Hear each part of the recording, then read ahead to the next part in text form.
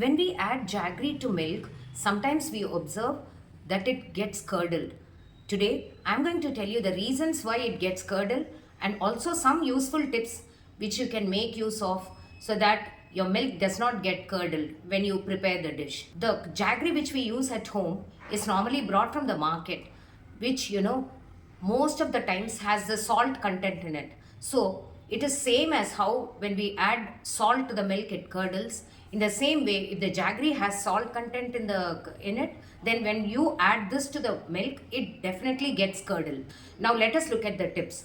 Tip number 1: preparing and adding the jaggery in which stage depends upon the type of dish you want to prepare. Suppose you are adding jaggery directly to milk drink, then you have to always add the drink, mix it well, bring it to the temperature in which you want, and then add the jaggery. But take care should be taken that this mixed milk should not be again reheated. Tip number 2: supposing the type of dish you're preparing is kanji or the java, which for which we usually add the jaggery, you should boil the ingredients or cook the ingredients along with jaggery before itself and then bring this mixture to a room temperature.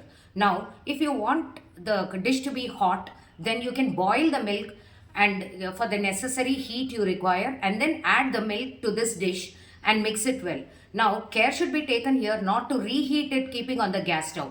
This is where after adding the milk, if you boil it or bring it to heat, then it will curdle.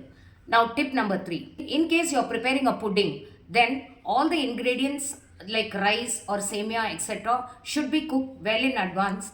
Then the jaggery should be added to it and cooked well. Now at this stage, cool it down and then add the boiled milk to it after this mixture comes to the room temperature.